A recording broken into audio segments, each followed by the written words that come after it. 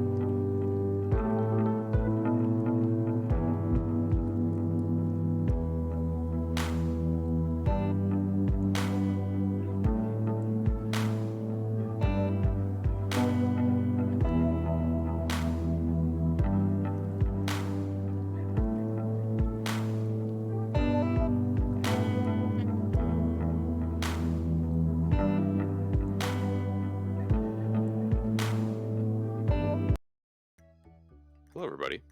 Hi. Hello. Hi. I waved at the camera like they could actually see me, but they can't. I still have the art up. Okay, so I'm gonna take that down. Look at this, chat. Look at how Look cool at and no, prepared leave we it up. are. Look Wait, at the what? art. What? Everyone, look What? at the art. Okay, Oh, Oh yeah. oh, I gotta put that down for a second because like holy crap. look at the art. Okay, there's I the love how art. small I am. Look at it. Look at little Noter. It's 2.5. Yes, Sarah, because Yeah. Leah and I are fully Canadian, and Noter is half. Yeah, He's I'm the Canadian half. partially by birth. My mom is Canadian. That's why he's a little half orc. Yeah. Yeah, that's why I'm a little wee boy. Yeah. What's up, Blue? He's just a little lad. Yeah. But then Hi, also there's Blue. this for like, Yay! yeah. Oh wait, okay, hang on. Nappy. I gotta see this shit. My brain went straight to how do you get half a person? Hi, Evie. Evie. Silver. That is Chat. true. Chat behind Leah. I'm sorry, I'll move you, Chad. I am Canuban No, or I take Cubanian. space. We'll put you here and we'll move. You want half a person? Oh, dude, that looks so good, man. What? I like the way that you have it. It's like the Canadian flag. Yeah. It's just two That's color so good. sources. That's great. Yeah, That's more just to give you an idea of how like old and busted my brain is with this stuff. Like that's more advanced than I can think of.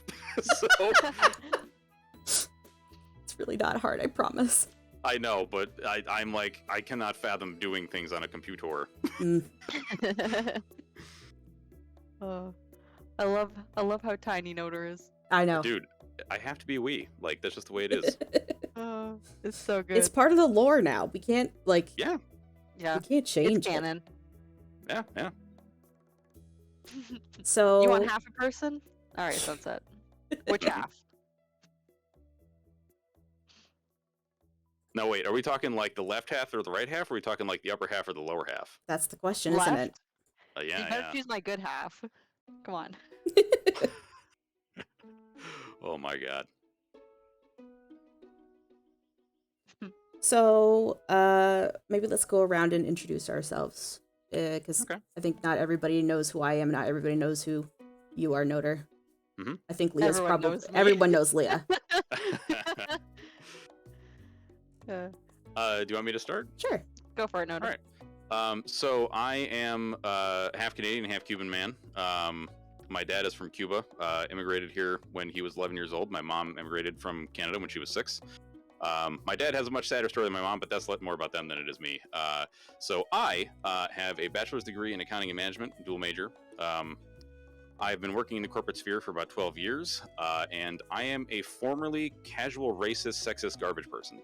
I basically through kind of the tenets of science and then also gaming, oddly enough, kind of figured out that my perspective on the world was garbage, and then decided to change. Yay! And, that's been a really long Personal process. growth. Yeah, for real. I mean, it's hard though, like just that's a topic for another time, I guess. Mm-hmm. Oh, don't worry. There hopefully will be more to come. Oh yeah. For sure. It's just so hard for me to imagine Noter as you as a garbage person because you're so nice. Oh, dude, it's hard because like when I see people acting the same way I did, like it's hard to be like, yo, stop doing that because I was just like that, and it sucks, But yeah. Do you want to go next, Leah? Sure, I'll go next. So I'm Leah Swigid. I think I hang out in both your guys' streams pretty often. But yeah, my background is I have a major in history with a double minor in math and philosophy, and I have a master's degree in social studies education. I've been teaching this is my sixth year teaching, and I've worked in a lot of First Nations and Inuit schools, worked pretty remote at times. And yeah, so my mom is also an immigrant, but from Europe. My dad's a born Canadian, so I'm technically, I guess, a first-generation Canadian by that standard. But yeah, that's kind of me. Nice. I'm Jess. I have a Bachelor of Science in Nursing, and I worked as a geriatric mental health nurse for about 4 years until I realized that it's a really hard job, and I'm too sick to do it. I am first-generation Canadian, I think, in my family, because both of my parents immigrated, so that would make sense. Yeah, so that's just a little background on what different perspectives you guys are gonna hear from us anyway, because we would also love to have your input. I think that makes at least 2 of us the Wonder Woman, because I am also a first-generation idiot. So much high education. Sheesh. Yeah, well, what does that amount to in the end? For real. A piece of paper. Yeah. A piece Well, because I'm certainly not doing even anything on with my mine. wall. Mine, man. I don't even know where my degrees are. Oh no. So, what we're going to talk about today, the idea is we wanted to explore sort of topics that we think should either be told to children or not be told to them. and from the perspective of like maybe what your parents should have told you and stuff your teacher should have taught you, and then stuff that society as a whole needs to really like get their stuff together. Yeah, get their shit Yeah. together. Yeah.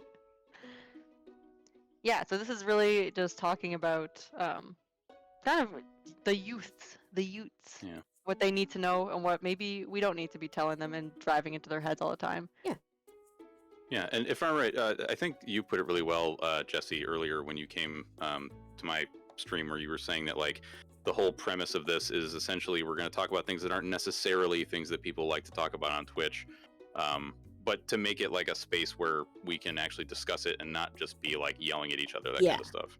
Yeah. Mm-hmm. Yeah, so chat, you're definitely welcome to like engage in the conversation. Obviously, this goes for both chats, Noters and Jesses. Keep it respectful and kind to each other. But you're welcome to share your thoughts and opinions, and we definitely will be responding to you guys as you're chatting away. Mm-hmm. All right, you want to dive into it? Yeah, let's go. So I know like one of the first things that we had here was the idea of blood is thicker than water, with the full expression being the blood of the covenant is thicker than the water of the womb. I think that was you that wrote that down, Lee, or was that you, Jess? It might have been both of Group us. effort there, yeah. Yeah, this was I guess a little like inside baseball. We have a document that I don't want to say we all have worked on, because really it's been you two. No, And you I've did. just been like, I know there's little green parts that are like, yeah, like the orc put something there, that's cool. But like, no, I think you guys did the major lifting, honestly. So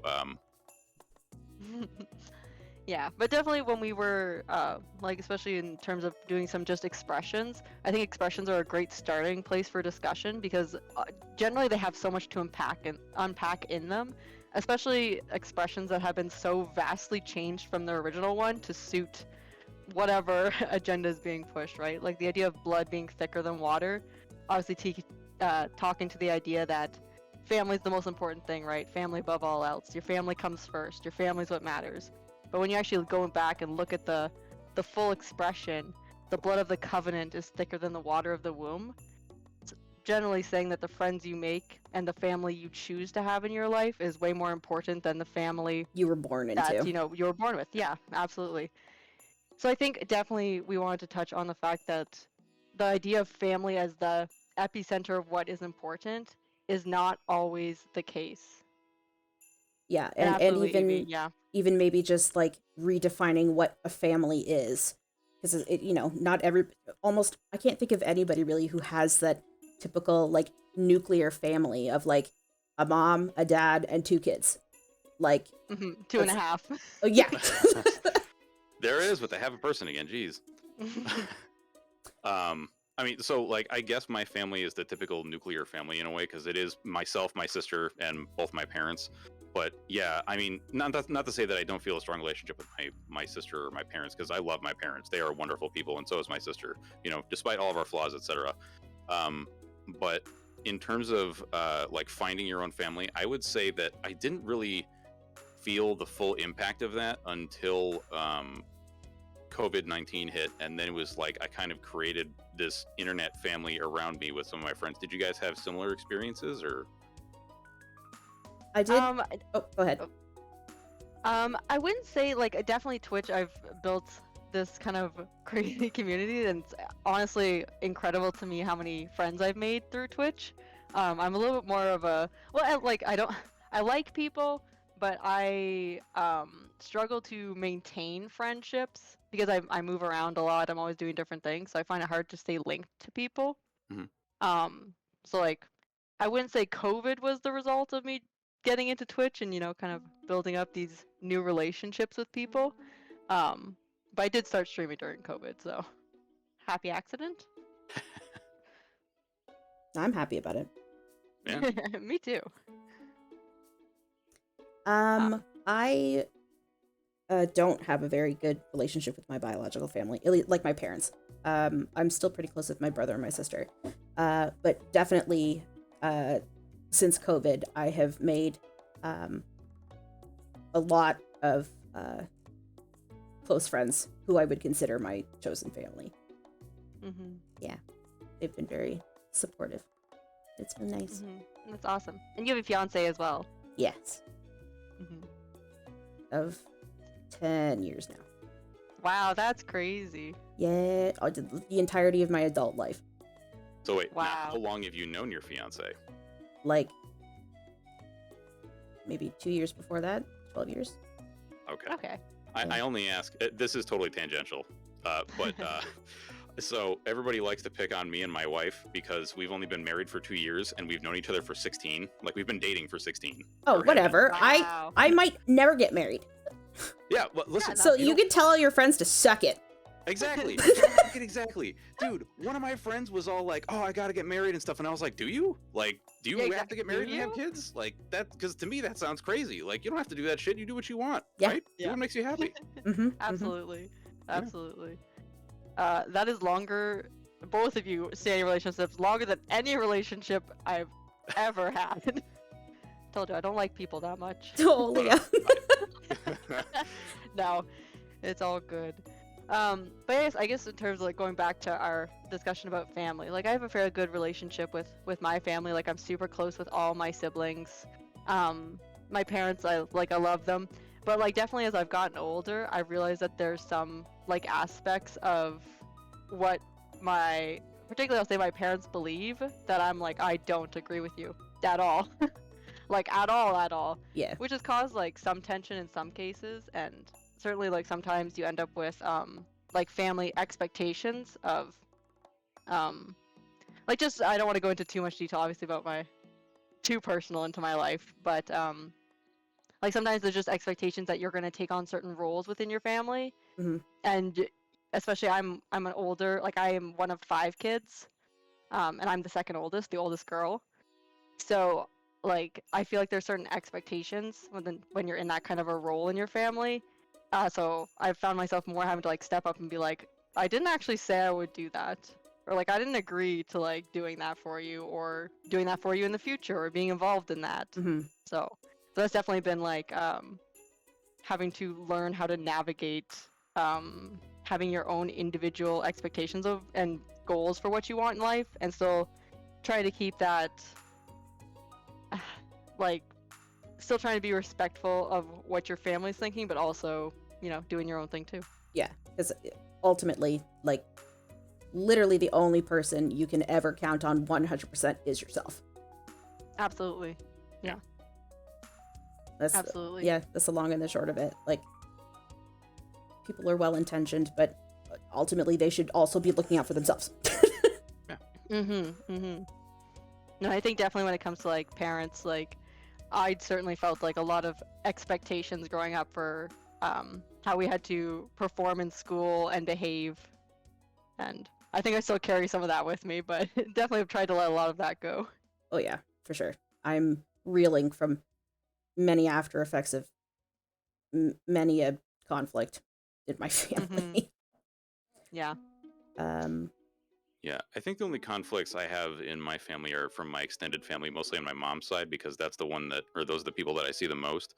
And it's usually just like, I'm just going to say it straight, like some of them are real garbage people. Like they're really awful. And I am the kind of person that when somebody says something that is not true, I can't let it go.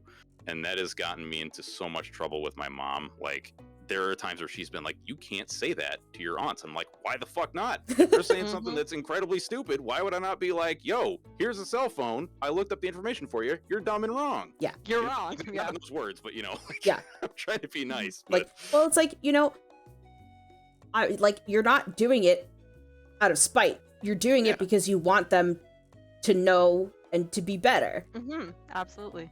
yeah, like, you know, as a kid, I was supposed to look up to these people. And now that I've grown up, I'm like, I can't look up to you. You're shit. Like, you know, I would, yeah, you know, Yeah. like I want them to be better than me because that's how I viewed them when I was a kid, I guess. I don't know if that's like weird or I don't know. No, I don't Well- think so. Oh, and I think this is going to touch on a different point of our of kind of our document that we've got put together, but like the whole idea of respecting your elders, right? And that's what it comes to. Respect your elder family members, respect your aunts and your uncles and your grandparents. I'm like, sometimes those people just fucking suck. Yeah. Yeah. And like they don't deserve my respect. And interestingly enough, I saw a TikTok the other day, and it was this person talking about the whole idea of like respecting your elders, and part of the reason why a lot of boomers get really upset is because they grew up with the expectation without the internet that when they were old, they were going to be the wise and knowledgeable person that everyone comes to, regardless of whether they're wrong or not. Right. But now with the internet, we don't need your wisdom or knowledge. We can just Google, like Yeah. the information's there, and we can easily prove you wrong when you're wrong. Yeah, I don't need your misinformation. Thank you very much. Yeah, I don't Yeah, for exactly. real. Like I don't need your Facebook posts, thank you. Like we're good. Hi, E3. But so definitely the idea of like respecting your elders. Again, man, you don't have to respect someone who's not going to show you respect Exactly. or Yeah. who is just wrong. And It's- kind it's of to what mutual. Blue Crayon was saying, like my sister and I and my dad, in my mind, we saved my mom from her siblings because she's the youngest, and she only had one brother of 6 kids. So like she was shaped by the opinions of her older sisters, and like they had a lot of sway over her until we finally convinced her, like, no, your sisters are actually like giant assholes, No. and like they make you a worse person just by you being around them. And finally, she kind of, you know, figured that out, I guess, after years of us telling her. And now she's like, no, your aunts are idiots, and you know they're still my sisters. But yeah, Moon, how you doing? Or hey, you doing? How you doing? How's that? That's probably a little better. That's Hi, actual, Moon. actual English. Poison, I will Podcast. ban you. I swear to God. Large what? I mean, like large cat. Listen, that's No. We're not. No. We are not touching that. I am not talking about lions boy. or the sun. I will leave right now. Oh, is it the lion Yes! thing? Poison, stop. I don't know will what that ban is. you. I swear to God. You know what? Why don't we No. talk about that later so it doesn't come out here? So Jessica Oh my gosh. New podcast topic for later. yeah. Yeah, the edition without me. No. We can't have 1.5 Canadians. It can't be 2 podcasts. It's only one. You're good, Poison. You're good. As you were. Yeah. I don't need your permission to be as I was. Thank you. But I guess what I was trying to get at is like a lot of my perspective on at least this particular thing comes from at least like for the kind of toxic interfamily relationship stuff actually comes from observing my mom with her siblings. Because like I've definitely seen a lot of like the guilt tripping, the gaslighting, that kind of stuff from her older sisters. Her brother not so much because her brother was just like a couple of years older than her. But yeah. Yeah, and I've definitely seen that along like my mom same had a lot of siblings, and her older sister, she only has one sister and then a bunch of brothers, but her older sister is a fucking trash person. Like she's so fucking mean, and she like bullied my mom her entire life. And I've heard some of the stories of like what she did to my mom, and I'm like, that's so fucking cruel. It's unbelievable to me. Yikes. And my mom still calls with her and talks with her. Wow. And I'm like, for what purpose? For why? Yeah. Yeah. Well, and like my mom's never the one to initiate, but every so often my aunt will call her and be Mhm. like, oh, da, da, da, da, talk about her own shit, right? Yep. Like, and all that stuff. And my mom entertains it. I'm like, why don't you just hang up and say, I'm Right. not talking to you? Like, It's she's really never that treated simple. you well. Yeah. Yeah. I But guess. I'm sorry. Go ahead. for some people, it's not. Like, I guess. Well, I in that- suppose I'm of 2 minds about the idea of like cutting people out of your life when it comes to family, because in one way it's like you really have to take care of yourself, but in another it's like you also don't want to cause drama. But that's also kind of how my brain stupidly works, where I'm like, I don't want to cause issues for anybody else, even if it means that I have to put up with some stupid bullshit. But like, Absolutely not. yeah, exactly. Mhm. Like it really shouldn't be that way. It should really be like you got to look out for your own mental well-being. And I mean, I'm not saying like go out there and be, mean to somebody who's being a cockbag, but like, don't sugarcoat it either. Just be like, listen, what you're doing is really bad and I don't want to handle it. Like maybe I could, but I really have no desire to put up with your shit, Well, and sometimes people don't know. And a huge thing that I talk about this all the time with other people is that communication is a skill that Mhm. needs to be taught somewhere because nobody does it well. Like, No. without Yeah. trying and without learning. And, maybe whoever it is that you're trying to cut out is absolutely fucking oblivious and doesn't know that they're doing it. Maybe maybe they need to be told like in plain language, like, hey, this thing that you're doing really sucks. Can you stop? Thanks. Sometimes Well, you just then if have they to be choose cut and not dry. Yeah. And then if they choose not to, then cut See them ya. out. Yeah. And I think the problem is, like, a lot of us were trained from, like, a very young age to absolutely. prioritize other people, right? Like, you're prioritizing someone else's feelings Over your own? like No, them that's being garbage. uncomfortable, right? You're prioritizing them being uncomfortable by you calling them out versus taking care of your own uncomfortableness with the way they're acting. Yeah. Yep. Oh yeah, Moon, we're going deep into these topics. Oh yeah. Yeah. So maybe we should have done a trigger warning, but yeah, we understand completely if like you don't, this isn't really something you want to, listen to. Yeah. I will message you later when we go to the fun thing, which is Eldritch horror and stuff. Darkest Dungeon 2 Yeah. on the Epic Game Store. Hell yeah. Yeah, so I guess like I don't know, do you guys think we should give like some advice for anybody who's experiencing this kind of stuff? Because like I kind of feel like talking about it is one thing, but then if we can like kind of talk about how mostly for you guys kind of overcome some of this stuff or like get past it, or because I really have to say I really appreciate you saying like you just have to tell somebody in plain language, because for real, like yes, I credit gaming and science for helping me the most to get out of like my brain garbage and stop being a piece of shit, but my wife was definitely also like I would say probably one of the biggest people to like give that push over the edge for me to be like, yo, that shit you're talking about, it's real bad, and the way you're talking about it really sucks. And I mean, she was never like mean about it, and of course like as a garbage person I was very defensive at the time, but it always allowed me to like afterwards just kind of think about it and be like, what she's saying is true and it makes sense. Like I really, what I'm doing does not accomplish anything, Yeah. I don't know if I would say I would give advice, but I can tell my story, kind of. Absolutely. As long as you're comfortable telling it.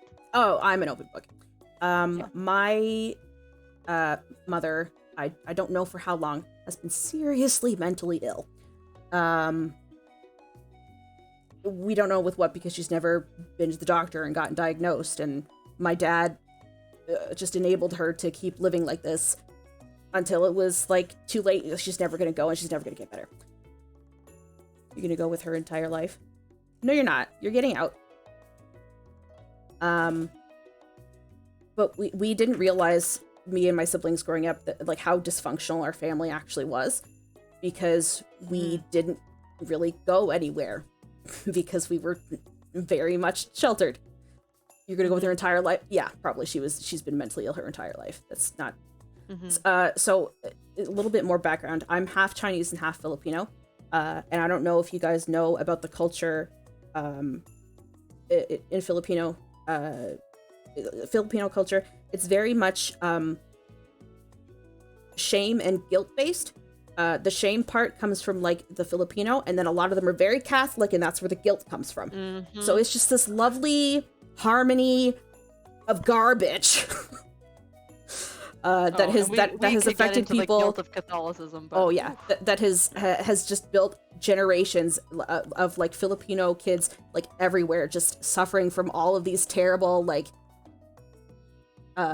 inferiority complexes and etc. So there's a huge intergenerational part to it from that, but eventually something happened between my parents and I surrounding my grandmother that I finally was like, it doesn't matter how much I give her or whatever it is, she's never going to be satisfied with it. It's not my job to do that for her, even though I'm a nurse. Like, it's not you don't. There's a reason you're not meant to take care of your family, because you're too close to them, right? And it's hard to be objective. So at some point I was just like, I washed my hands of it. I was like, I've done what I can. I'm suffering for no reason. This isn't good for me or good for them. And I haven't spoken to them since November of 2019. It's almost 2 years now. Wow. Yeah. Jeez, dude. Yeah. My It's my heavy, dad. but good for you for taking care of yourself first. Yeah. Oh, it was bad. I should have done it a long time ago.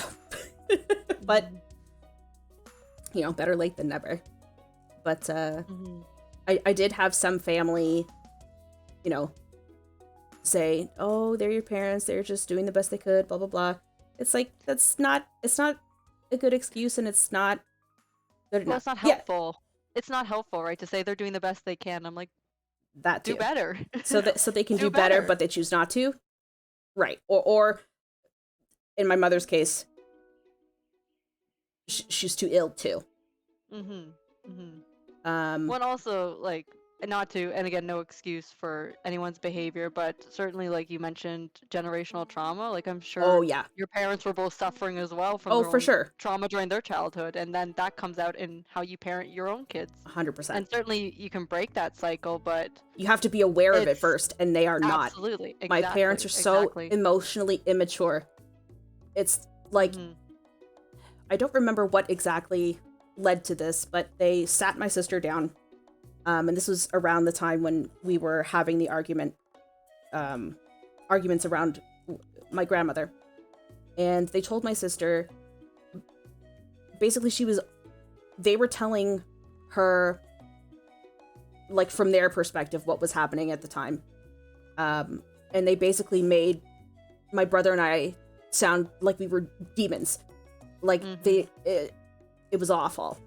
And then they said, you're a part of this family, so you have to choose sides. My parents were saying that to my sister. That's crazy. That you're a part of this family, so and even just the line, "You're a part of this family, so therefore blah blah blah." Like Yeah. it's so toxic. Yeah. And it's such a toxic mentality to have, that those expectations that you must do this just because, again, going back to our freaking quote, blood is thicker than water. Mm-hmm. As if. Yeah. It's just crazy to me. But my parents, so my dad immigrated from England and my mom immigrated from the Philippines, but they basically grew up in Canada from like their teens onward. Mm-hmm. My sister likens it to that time being divorced, being like with divorced parents, except it was siblings and parents instead. And my sister would tell us like, oh, mom said today that basically she only has one child. Mm. That's so fucked. Well, it's like stuff like that is definitely like, it's a guilt tripping method, right? Oh, for sure. To make you feel bad. Yeah. Mm-hmm. Yeah, I mean, we were talking about that quote earlier. How the full quote is that obviously the blood of the covenant is thicker than the water of the womb, and it's so interesting that people just ignore that and go with the shortened version. Well, it's the same with like the bad apples thing, where people are like, "Oh, it's just a few bad apples," and it's like, no. The full thing is a few bad apples spoils the bunch. Yeah. Yup. Yup. Yeah. People love their shortcuts to prove their point. It's crazy. Mm-hmm. Yep. Absolutely. And for some reason, expressions are the way. Yeah. Question mark. Because it ties everything up in a neat little bow, and then people don't have to think about it.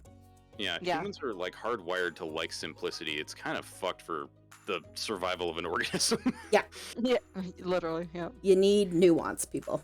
Yeah. But I did have other members of my family saying like, you really should, try and reconcile. And that's the thing about like reconciliation, for whose benefit? Yeah, exactly. Like, I said that. I said, if it's not good for me, why should I do it? Mm-hmm. Because it's good for them? Yeah. Okay, well... It's like that, well, no, thanks. I have to prioritize myself. And I've already put the effort into trying to fix this. Yeah. Mm-hmm. So ultimately, you may, you may sever ties with more people than you intended to. But it's like with friends, though. Right? Like if you have toxic friends, you want to cut them out. Sometimes you cut out, more friendships than you knew that you were going to. It's the same with family. It should be the same with any relationship. Yep. It's If it's just toxic, family. cut it out. Yeah, family is not some like untouchable, invincible term that like means that they can get away with doing garbage things. Yeah, just yeah, for real. like being mentally ill is not an excuse to be an asshole. Yeah. Yep. That- Mom. Yeah. Mm. that is one thing that I struggle with in some cases, because like I do have mental illness / learning disorder, whatever the fuck you want to call it, and Me like too. I try to be very understanding about people having those and like reacting in ways that I guess like neurotypical people find abrasive, but like that. What we're talking about, I think, goes far beyond that. It's not just like I had a weird reaction to something and it made people uncomfortable. It's like, no, you're being like abusive. Yeah. Like, Mhm. yeah. So I just wanted to say something, because like sometimes people are like, yeah, but this person's mentally ill, so like you can't really. And it's like, no, that's not mental illness. Yeah. Like that is somebody actually just like putting themselves above other people and being a jerk. Mhm. Mhm. Yeah, absolutely. So do we want to move on to one of the other topics, or? Sure. Taking a breather. Yeah. But, and there's been a lot of really good comments in chat for this one, like lots of great comments. Even if we don't call everybody out for their comments, we are reading them all. Yeah. Oh yeah. You're We seeing have everybody. all the chats. And if there's if you guys want to talk about stuff, feel free to message me if you want. Same. Although, like, I have to say though, I am thrilled with the communities that we've built, because the other day some folks in my community were talking about how one of my community members was super stressed because like they were quitting their job and they were going to do something else and they were having a panic attack, and one of our community members actually went over and was like, yo, I know the signs of a panic attack and that's what you're going through, so talk to me. And like it was, yeah, I just supporting each other, you know. I guess that kind of goes along with the topic, you know, like the blood of the covenant, etc. You know, like Yeah. we've forged these bonds, and you know, despite the fact that they're over several hundred miles or several thousand miles, like It doesn't make them any less real. It doesn't make the amount of time that you spend. It doesn't. Mhm. It doesn't invalidate. It doesn't invalidate a relationship just because you're not beside them. exactly. Mhm. Like, Absolutely. this is one of the many reasons why whenever my parents ask me why I don't talk to people at work about like my hobbies, I'm like, because they're all boomers. None of them understand this shit. I don't just mean like Loner? I don't Oh mean my that they're just gosh, old people. yes. I mean that they are like mentally boomers who are just like, the internet relationship is just not as good as the personal relationship. fuck where you off. can talk to people If you're and, like, not in real life, yeah, like you don't even just know who fuck they off. are. You know what? Yeah. Take your I hate it. take your meat space ideals out of here. Thank you very Exactly. much. Exactly. Thank you. Mhm. Right. What if Nutter like, isn't actually real? oh. Well, I guess you'll just have to meet me and find out, Blue. Someday I'm coming over there, and we're gonna have some goddamn what the hell is that noodle dish called? God damn it! Why is my brain broken? Pho? Not pho. Ramen. That's it. There you go. wow. Yeah. Imagine forgetting ramen. Hey, Right? listen. I told you my brain is old and broken. Oh, and Splat, I hear you. I am a teacher. I work with teachers. It is unbelievable to me that the amount, I'm not going to rant about this too long, I promise. The amount of people in education who are unwilling to learn boggles the mind. Boggles. Oh, I need to save this for another day because I'm going to go off. Yeah, I would just We will go off. one quick tangent. I used to volunteer for a teachers organization, and as somebody who has ADHD, one day they were all sitting at the table and were like, "Oh, I have such bad ADD. Sometimes I just forget about things." And I was like, "Ooh, motherfucker, you do not have ADD. You are just being real shitty right now." Yeah. Ugh. Anyway, so the man. second kind of subtopic that we had was the idea of assigning gender at birth, basically based on genitals, and how it's kind of ridiculous that we do things like, hey, this small meat clone of myself has a set of danglies or doesn't, and therefore it is a boy or a girl, and either has like Blue with trucks and guns and explosions and tough guy stuff, or princesses, unicorns, nice dresses, etc. And garbage. it is. It really is. Like, I mean, I get wanting to put things into like, you know, a box and make them simple, but we already just talked about how making shit simple just doesn't really work in complex organisms like ourselves. Yep. Like one of the, I actually had no idea about this until I was listening to NPR one day on the drive into work, so like pre-COVID. And there was this dude that they were talking to who was talking about this tribe in Africa that before European colonizers came, they ruined had everything. 15, yeah, and they had 15 genders because Whoa! because gender is just like a construct of what your role is in society. Yeah. Mm-hmm. Yeah, and like I don't know, man. I feel like you should just let kids kind of tell you what they want, like what they like. Mm-hmm. Absolutely. Like two of my best friends, who I also would consider basically family, they have 2 kids, and like they never did the whole our kid, our son has all the blue stuff and the cars and explosions, and then the girl has all this other stuff. Like they're just letting the kids kind of tell them what they want. Like, and their son is like, I like trucks and I like construction equipment, and like he knows more about this shit than I do. I mean, that's not very hard, but I don't know anything about vehicles. Yeah, and to be fair, like we're not saying there's nothing wrong with like children like who identify as boys deciding I like trucks and cars. There's nothing that's wrong fine. with that. That's totally fine, but it should be with the child's direction of what am I interested in, instead of being your boy, you like truck. Yeah, well, right. Like imagine trying to do that to an adult. Yeah. Right. It's like,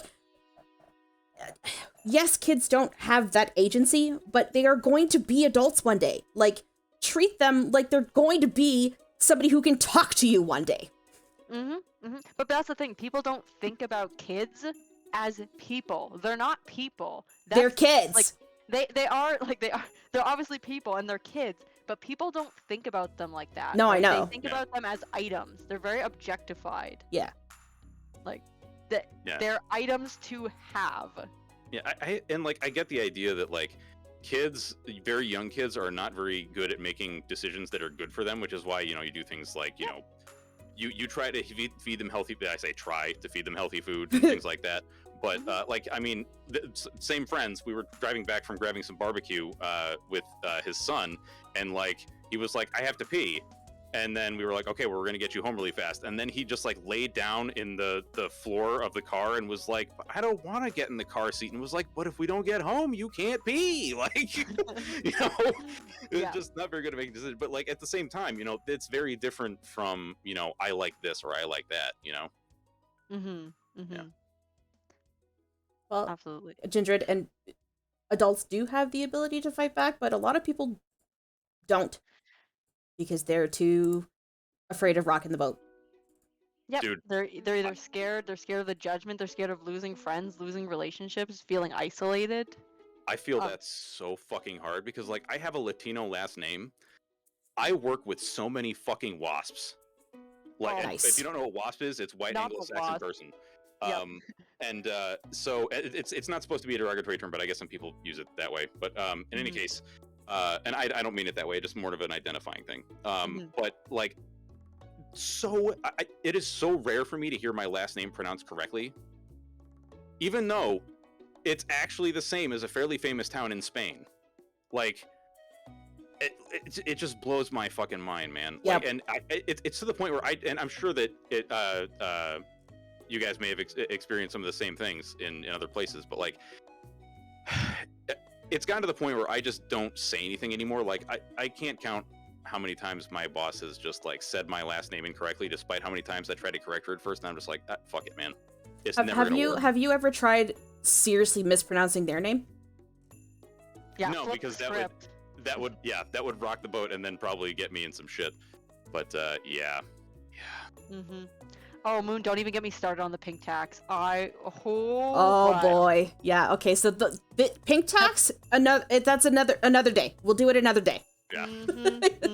I should be writing a list of all these great please things do. we need to talk Race, about. Hold on. another day. Oh my god. Hold on, let me get a pen and paper. I'm writing this down. Yeah. Why don't you just make another Google document, Leah?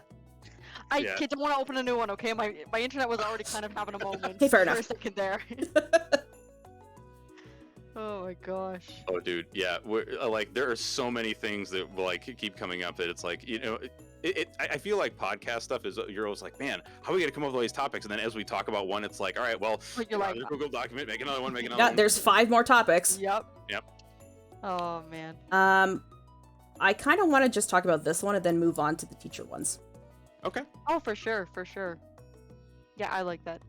Because I it mean, kind of ties it- in with the gender thing, right?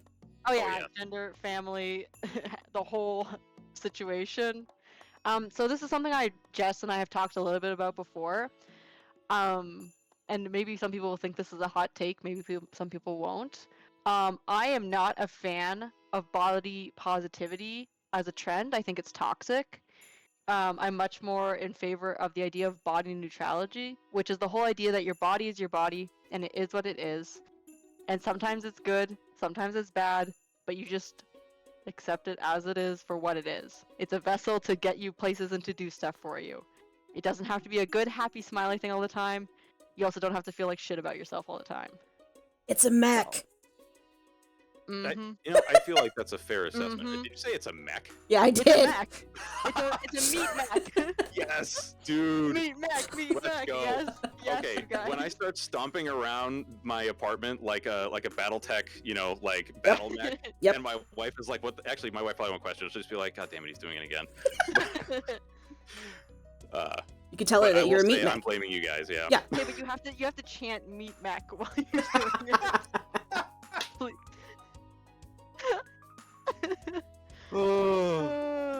Or just brains and skeleton and meat suits. Exactly.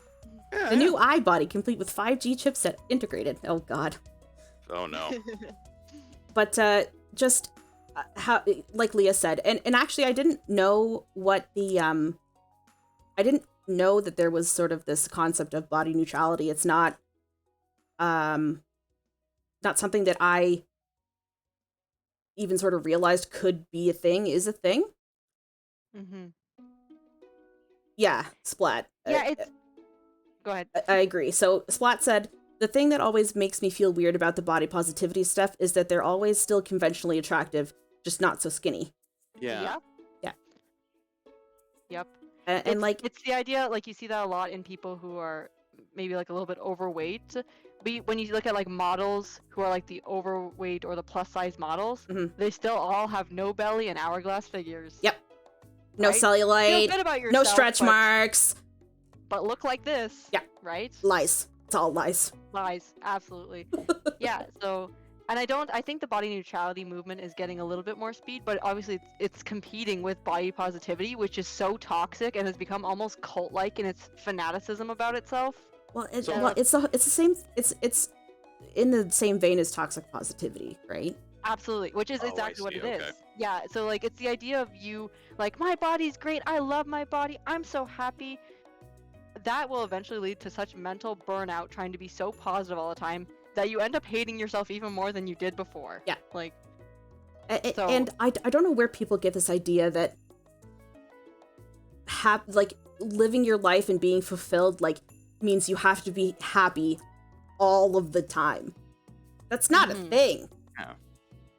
yeah. Like, you should seek happiness for yourself and as much Yeah. happiness as you can have, but like it's got to be real.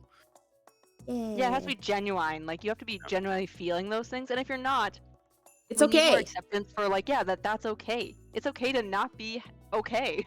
So Mhm. would you say that body neutrality is much more along the lines of like body acceptance or just like accepting yourself? Yeah. Not even acceptance in, like, and maybe this is just my own personal take on it, because obviously I don't want to speak for everybody who is trying to define this, also because it's still kind of under definition, I feel. I wouldn't even say that you have to accept your body, other than like accept it for what it is, which is it's a body. Yeah. You know. Yeah. you don't have to Accept be- that you yeah. have to have it, but you don't have Yes, to and that accept. you're using it. Yeah. Yeah, you don't have to accept like whatever attributes about it that you don't like or whatever, but accept that it is yours, and that it's the only one you got, and its goal, its literal purpose, is to help you live your life. Right? In that sense, it's no different than any tool you have at your disposal. It just, you have to carry it around with you all the time. yeah, I can't take it off. So I mean, And feed it and water it and wash oh, it. God. What I Keller mean, the said, feeding if part's you're happy all the fun. time, tell me what you're taking, please. But also, don't, because I don't want that. Yeah. Ruby! Yeah, I think that's a good way to look at it, Blue. Like, and there's a friend of mine that I've been talking to about a lot of this stuff recently, like the idea of self-acceptance, because like, I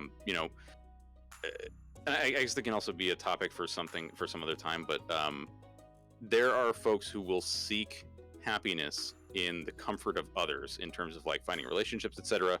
But in my mind, the real like way to, at least for me, the way that I kind of found happiness was through knowing myself, accepting myself, and then and I don't mean like accepting like, okay, well, I'm a piece of shit and I'm just gonna stay that way. I mean like accepting who I am and like what my limitations are, etc., and what I'm good at, what I'm not good at, and then finding someone who compliments me. And I don't mean like it's like, oh, you're so hot. I mean like as in like they are compliment to my personality. Complement, not compliment. Yes, thank you. Yeah.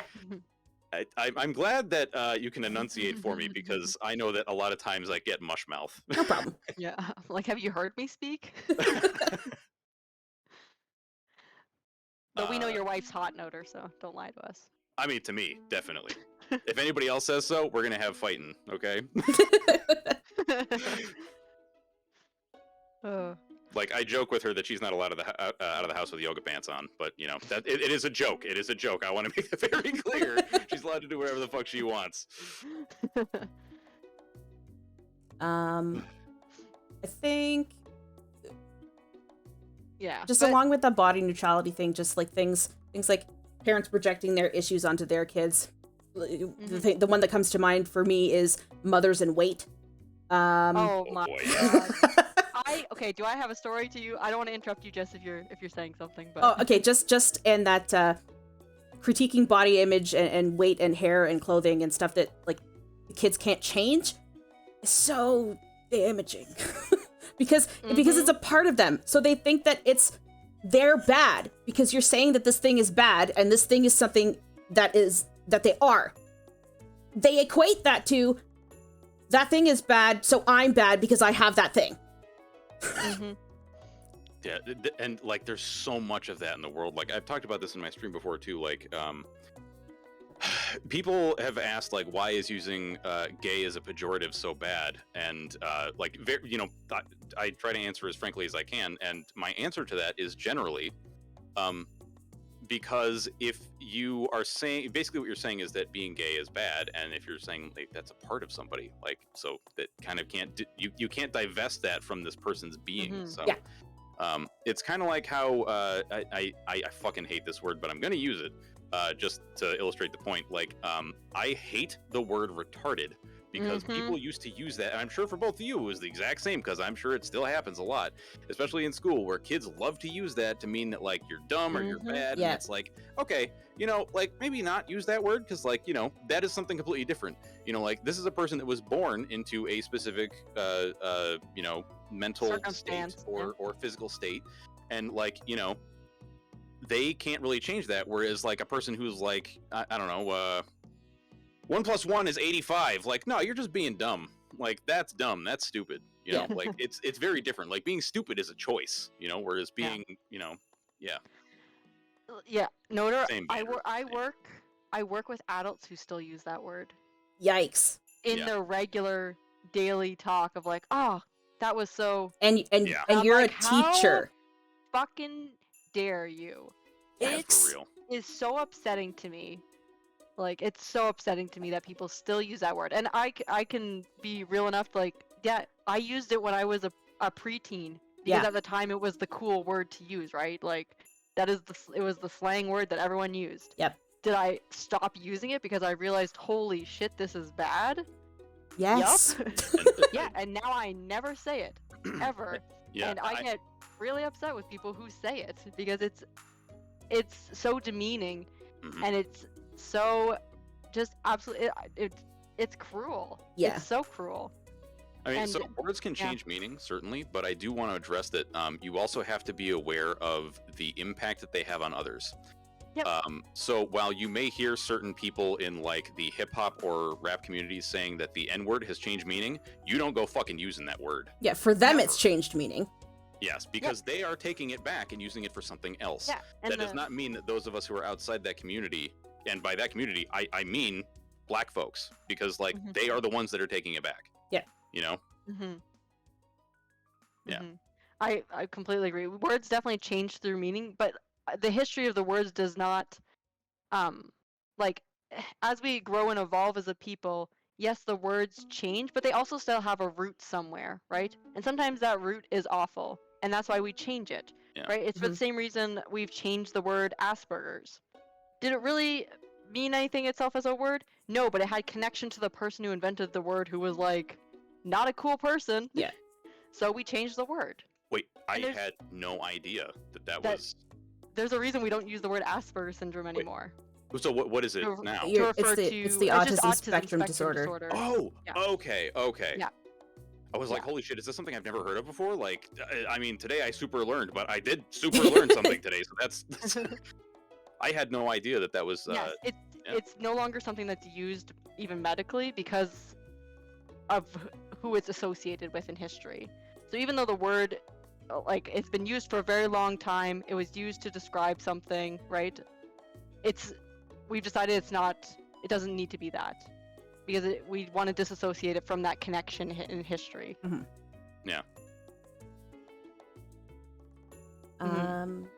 So I think we're going to move on from the stuff that is sort of more family and parent-centered to school stuff. And I'll let Leah take the lead on this one. Oh, school stuff. Okay, for some reason, school stuff. Ooh. Yeah, and just to say on this, it was very recently changed. Like, the change is extremely recent. Like, I want to say it was in the last like 2 years that this changed. Okay. For those of you who are asking in chat, which is why I don't know that it was totally like publicized or like well known, because I think it was kind of done on the down low, if I'm being real. But I heard about it because my brother's autistic. Yeah, so same as you, Evie. One of my brothers is autistic, so that's why I know about it. Whew. All right. Teachers. Oh my god, teachers. There is so much stuff in education. And if I'm being honest, anyone who's like, oh man, I haven't been to school in years, like I graduated, blah, blah, blah, that's been so long. Nothing's changed, you guys. It's the same shit. Nothing's changed. It hasn't gotten better. Do you guys still use those like laminate projectors? No, that's changed. Okay. But do people use their smartboards? No. They're using their smartboards as glorified projectors. Oh no. Man. It's, you know what? Going on the list, technology. Freaking technology, man. Tech and boomers. Oh boy. It's on the list for future topics. Alright, well, let's start out with everybody's favorite one to hear about. You guys all know it. You've all heard it before. You were taught it as kids. Your parents taught it to you. Your teachers taught it to you. Sharing is caring. It's the one time that just because it rhymes doesn't mean it's true, chat. Rhyming doesn't mean it's true. Just because it rhymes. Yeah. It's my huge issue with the whole sharing idea, and I have nothing against, like, sharing. Sure, whatever. It's a nice concept. But it doesn't teach about consent. It doesn't teach about boundaries. As we talked about before, it puts other people's feelings and opinions and thoughts and wants above yours. It teaches kids that what you think and you feel and you want and what you're doing isn't as important as the fact that that other kid wants what you have. Yep. So it gets me fired up. Fired up. So, and I see this all the time, and you see it all the time that people, especially among young kids, and I don't work with super young kids, so I don't see it as much among my junior, senior highs, but definitely among young kids, you'll see, like, or they'll take toys from one kid and give it to another because you already had your turn. Like, no, no. Yes, it's when did rhyming things mean they're true? It doesn't. I've just used that as an excuse to make my point stronger. What not when not with sharing is caring, but other silliness. Yeah. So I don't know if you guys have any examples of like times when you were forcibly made to share something as kids, or something that you remember.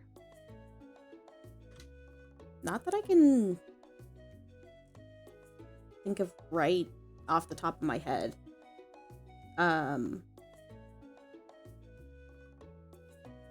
No, thankfully, I guess that's not. Spang. This one, Spang brings up a good one that definitely I've experienced before. When you specifically have bought something for yourself, or received something as a gift. Okay. And yeah. then it becomes the collective's thing. But yeah.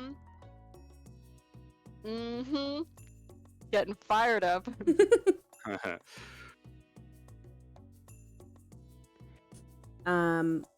feel like that one's kind of cut and dry. Like there's not so much to. Yeah, and I Noter had made a point in there too that, you know, it kind of leads into topics about like the idea of mansplaining, or even just giving unsolicited advice to other people. It's the idea that you're not respecting other people's boundaries, or you feel like, I guess we can expand sharing to be like sharing your advice. Like, I'm sorry, sweetie, maybe I don't want your opinion. Yeah. Like. Yeah. That I could wax, well, maybe not poetic, maybe just really like angry and crass about for a long time. But unsolicited advice, yeah. Yeah, because I mean, it was something that I struggled with for so long. Because like, okay, while I am Latino and also French Canadian in a way, I guess not really. You know what? Fuck it, I'm not French Canadian. I'm Canadian by blood a little bit, not French. But anyway, you know, I am white presenting, and so it's very difficult to kind of get that out of your, as a dude, it's hard to get that shit out of your system, because like it's kind of, I don't want to say it's hammered into you, but nobody ever fucking says anything for a really long time about how shitty it is to just be like, oh yeah, by the way, here's like a little bit of, you know, some dumbass advice that came across my brain that you might want to hear. Like, if somebody's not asking you, they probably don't want to fucking hear it. Yeah. Well, and that goes back again to, you are taught from a very young age that what you want and are comfortable with is not as important as everybody else's. Yeah.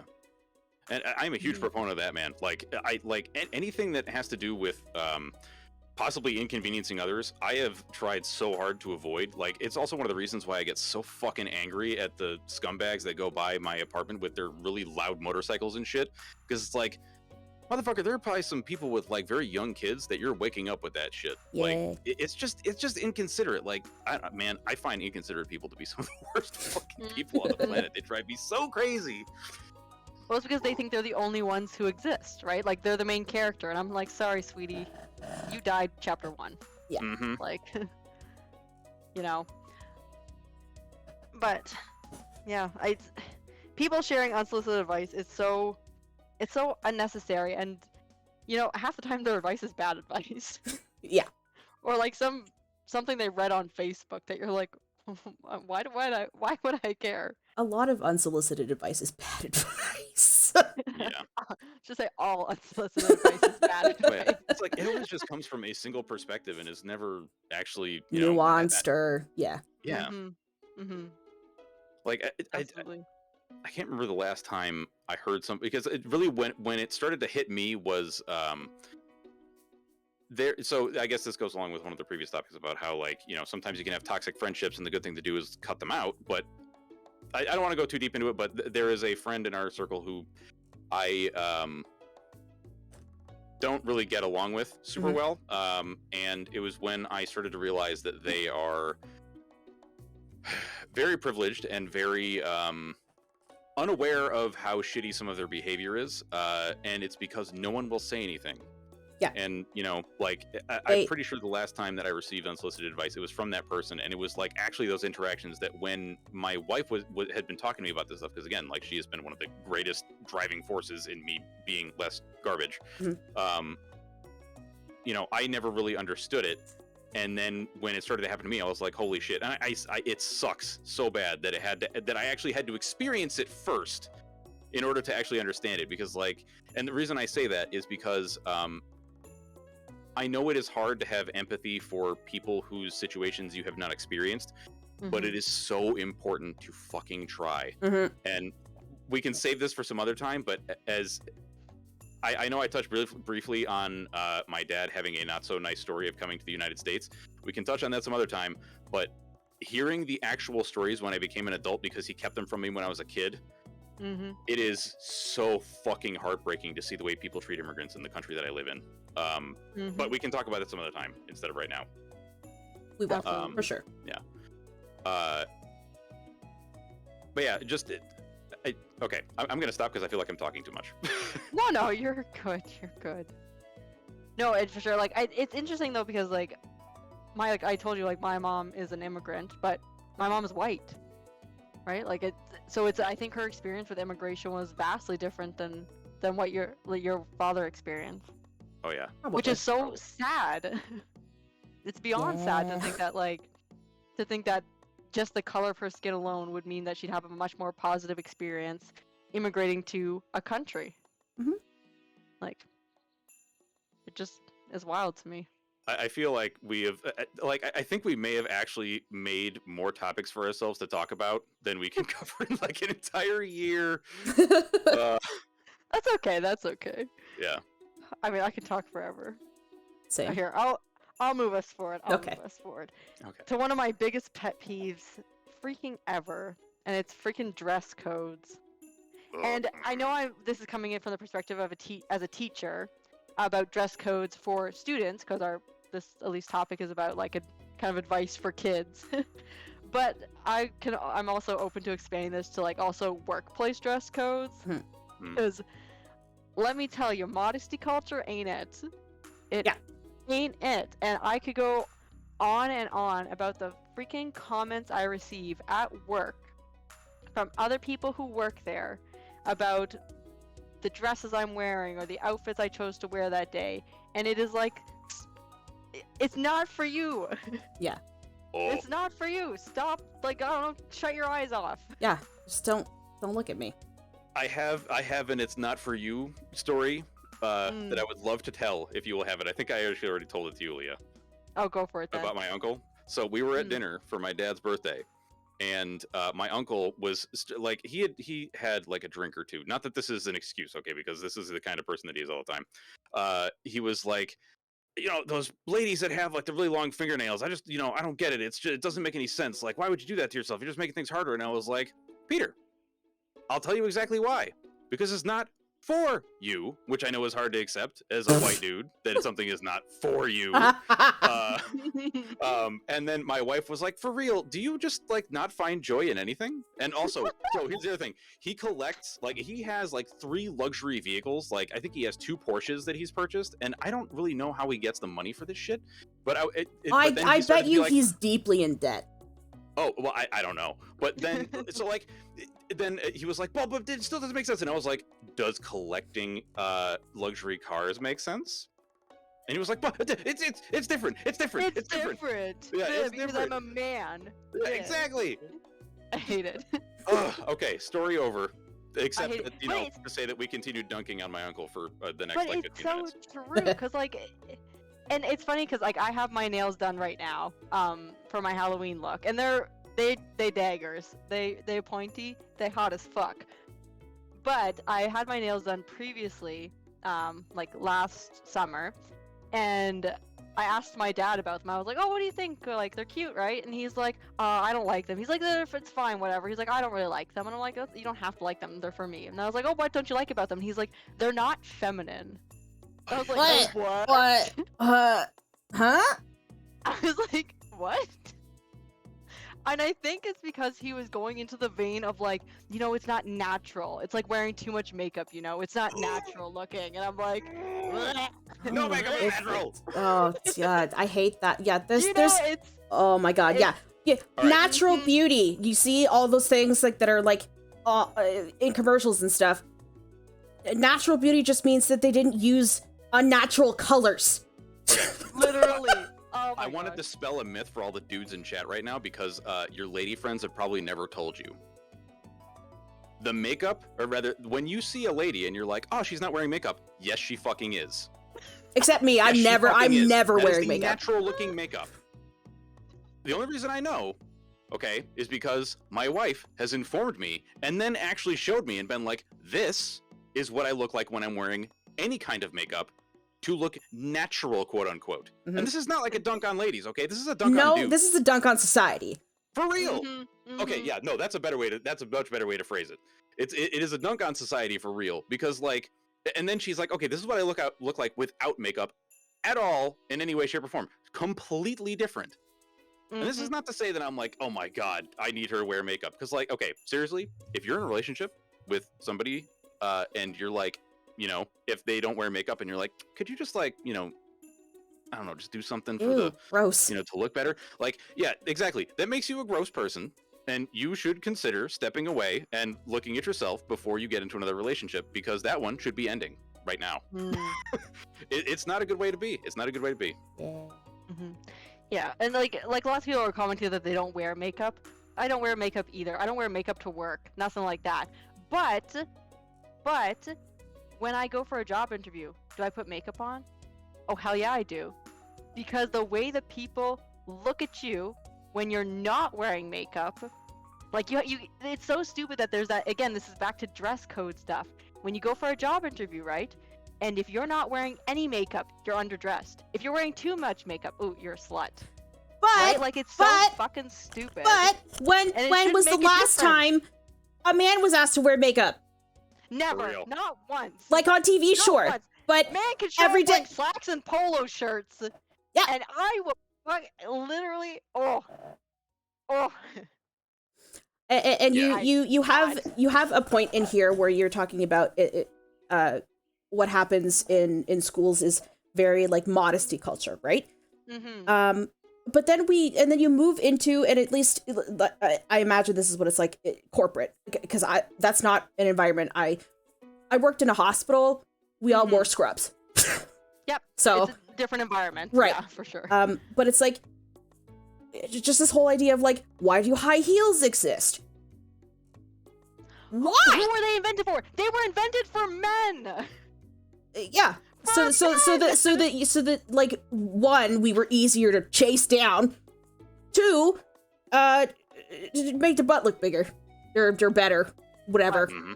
But Like- I mean, praise butts. What? But I know. Yeah, can we get some in my chat? Can we get some praise the Suns Praise for praise butts, please? praise Praise butts, butts. please. Everybody praise butts. Yeah, I've never, so I will, this may be a little not disheartening, but I guess it illustrates the point. The only time I was ever talked to about dress code at work was my boss came up to me, because like we had like a shirt and tie kind of thing going for a long time at work, like ever since I had started working there. And then I think it was 2 years ago, like just maybe like a couple months prior to the COVID lockdown, my boss was like, hey, by the way, like, have you not seen how the other guys are dressing in the office? And I was like, I don't really generally look at how other people dress. And she was like, because it's all business casual. Like, you can just wear a polo shirt. You don't need to tie. So it's literally the opposite. You got told to dress down? Yes. Well, actually, I shouldn't say that. The only other thing that's really happened to me, and this is, it's more because I dress like a schleb normally, which I think I use the right word, but a schleb is basically like, I dress like I've, been sleeping on the streets and You like dress rolling in for garbage comfort. for a while. We got it. Yeah, exactly. Yeah, we love it. So like I would go into the office, like when I needed to go into the office, so I work from home right now. I would not put on any of the normal business stuff and just be like, I'm wearing sweatpants and a sweater, like a hoodie. Evie says hobo chic. Yeah, exactly. Thank you. I Yeah. love that for you. And so like, but the worst that I got was people would look and be like, I could see it in their eyes as they were like, spoiled kid. Like, motherfucker, I'm nearly 40 years old. Like, don't call me a kid. But let's see, I have the opposite problem. I wore one time just a black dress, literally a fucking black dress. It was a little bit maybe like it was a nice material, whatever, just a black dress, not even anything crazy, with like with a pair of like short heels, Okay, this is a very like casual work outfit because it's just a black dress. I didn't have tights on or anything. I didn't have makeup on, no jewelry because I don't dress up that much. And somebody asked me, they were like, "Oh, do you have a date later? Are you going somewhere later?" And I was like, "No, I'm just fucking working. I'm just wearing a dress. It's fine." But apparently it was like a little too dressy. It was a little too dress, you know? Well, that's what, like, And I'm like, there's so many like unwritten rules and expectations and like. and the man who said this was wearing jeans. Bruh. Stop! I'm like, stop. I'm like, I want anytime someone comments, I just want to be like, do you own a mirror? Like, look at yourself. And then come to me. And then say your comment once you've decided you're hot shit. Oh. Yeah, I feel like a lot of the dress code stuff just comes from like old school ways of thinking and like Absolutely. quite frankly like conservative thought processes. Well, which is like just, nasty, gross old man Dude. Well, and that's why we call it creeping on modesty. children. Oh, Yeah. oh, I had a conversation about that with my wife and one of our best friends the other day of like the whole schoolgirl thing. Like, I do not get why dudes find that attractive. No. Like, underage ladies, man. That's gross. Yep. Mm-hmm. Yep. We could go on for this forever about the idea of who are dress codes for students for. Because let's be real, they're not for the boys. Nope. Okay?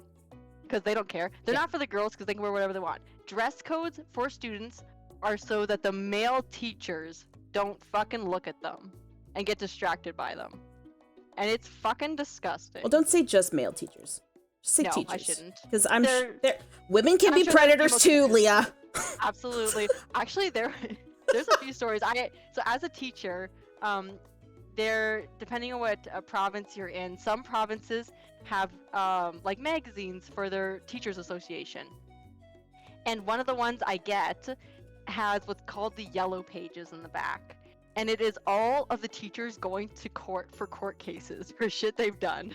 And they outline the stories. It is literally like a gossip page. It is so fucking funny, some of them. And then some of them you're like, oh my god. And so the amount of teachers, I mean, again, comparatively to the amount of teachers in total, it's not actually that much. But like the amount of teachers in these pages who are like soliciting children, I'm like, what the fuck is wrong with everyone? So What's wrong with everyone?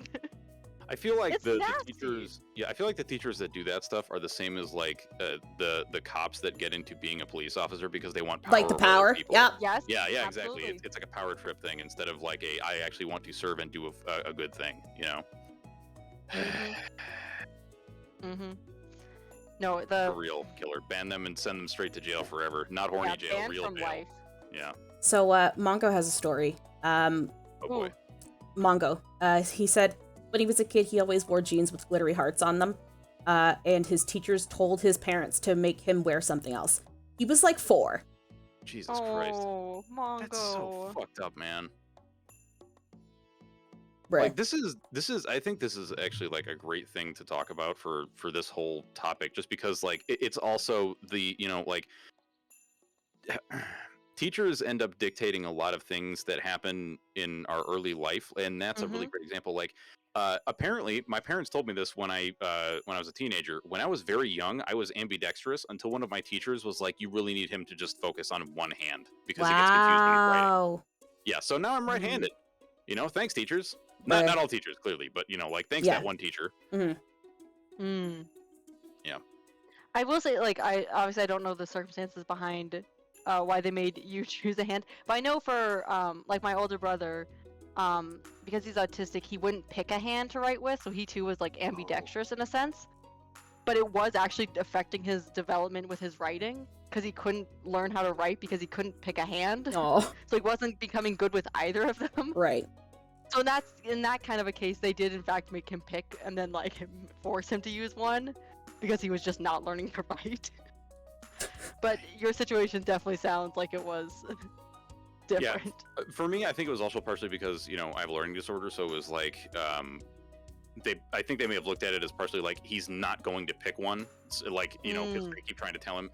I don't want to try to defend it. I have no fucking idea like what the full context of it is, because I'm sure that when they told my parents, they were like, because you know, they figured out that both my sister and I have the same thing, and so they were probably exhausted and just like, sure, this is one fight we're just gonna give up on. Which I get. Like, sometimes as a parent, you just got to be like, pick your battles. Yeah. But yeah. Yeah, and weirdly enough, the whole left-handed thing is so weird. Like, I see a whole bunch of people commenting it on like both the chats. Yeah, But yeah, like especially this was true in Catholic school, that they'd force you to be right-handed. And Evie's mentioning in like certain African cultures about left hands. Yeah, it's Japan, some weird thing. Yeah, that's right. Everyone in Japan is right-handed because they force you to be. Bruh. Also, that is particularly because it's easier to write the characters right-handed. Because you don't smudge. I think, yeah, exactly, because of the smudging. And often, if you were at least traditionally using ink, you can be real smudgy. Yeah. The only reason I know that is because my brother actually knows how to write a lot of kanji and what's the other one? Hiragana, and he's left-handed, and he's like, it's so hard because he's like, I try to use my right hand because I just smudge it with my left. Right. Which is so weird. A weird topic to figure out too, but the whole handedness is very strange. Yeah. Very, very strange. Maybe this next, and then. Yeah, sounds good to me. Yeah, and this is something I see a lot in even all the schools I've worked in. When we force kids to do things they don't want to do. Now, obviously, we're not referring to like safety things, right? Like, you know, there's a fire drill going on, and it's kids like, I don't want to go outside. No, you're fucking going outside. Yeah. Like, we're doing a fire drill. Like, get out. I more mean like forcing kids to like eat things. Like, my school provides the students with lunches. We have lunches that are provided to the students every single day. They don't have to bring a lunch from home, just because of the circumstances of the school. So they are provided lunch, and I tell my students every day, I'm like, if you don't like what's being served, just say no thank you, I don't want it, and you don't have to eat it. Like, I'm not gonna force feed you lunch if you don't like it. We received an email the other day. I was fucking livid. We received an email from our principal that other teachers were withholding the yummy parts of the meal. Wow, to because force their students to eat the other parts first before they could have the other parts of the meal. Yep. I'm like, I was livid. I was like, you cannot withhold food from your students from a lunch program. Just let them eat the food. It's supposed to be like, you're just supposed to sit down and eat lunch. Like, not be like, you get your hot dog after you've eaten your vegetables. Like, are you kidding me? That's, yeah. Just put sustenance in the child. Literally. Where's the problem? The fact that we got an email about this, I'm not even joking. Guys, this was last week for me. Oh no. Like, unbelievable. And that's why, like, I make it such a point every day with my students, whether it's because they get breakfast, snacks, and lunch. Every single one, I'm like, guys, remember, if you don't want the food, just say no thank you. Also, because we don't want to waste food, so I'm trying to get them to stop wasting food by just throwing it out. But side note, I'm like, if you want it, eat it. If you want seconds, you have to just go to the kitchen and ask them for seconds. They'll give you them. I just want to tell you, Leah, I don't know if you know what Des looks like, but you should see her in her streams one day, because she may come to your school and commit some violence against these people. Oh, Adam. Don't worry, girl. I was there. I already have an idea of which teacher it was. So. Okay. I was also gonna say, like, Des, you may not have a problem here, because it may be that, like, when you show up, that Leah just lets you in. Yeah, I'll be like, have Adam. Yeah, like, everyone, don't worry, I know this girl. Oh. Trusted adult. Oh my god. Yeah, there's nothing wrong with kids being picky eaters. Yeah. Here's the thing, and it's, again, this is something I probably watched on TikTok. Let's get real. I watch too much TikTok. But, like, when we as adults tell our kids, you have to eat everything on your plate, don't be picky. I'm the adult buying the food. I don't have to worry about being picky because I'm only buying what I like. but we're gonna force our kids to eat whatever it is we like because that's what we like, and then get mad at them for having opinions about what they like to eat? It's ridiculous. Like, as long as they're fed, who cares? Yeah.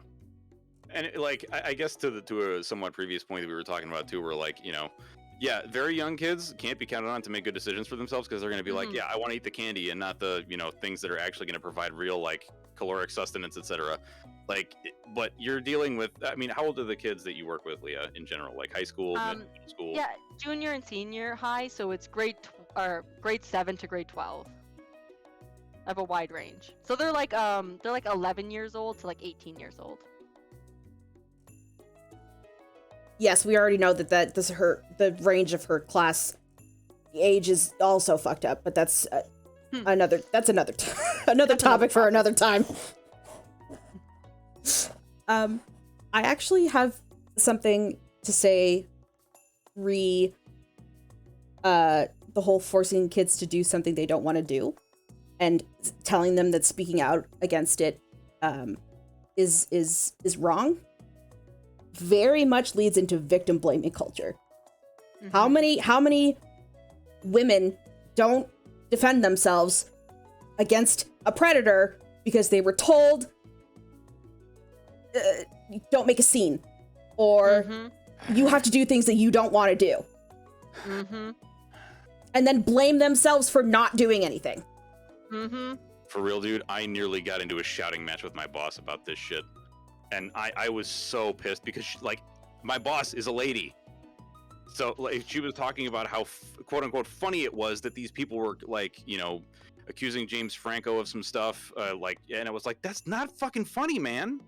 Because she was talking about how, it's ridiculous that women should be believed and all this stuff. And I was like, how the fuck you are an accountant.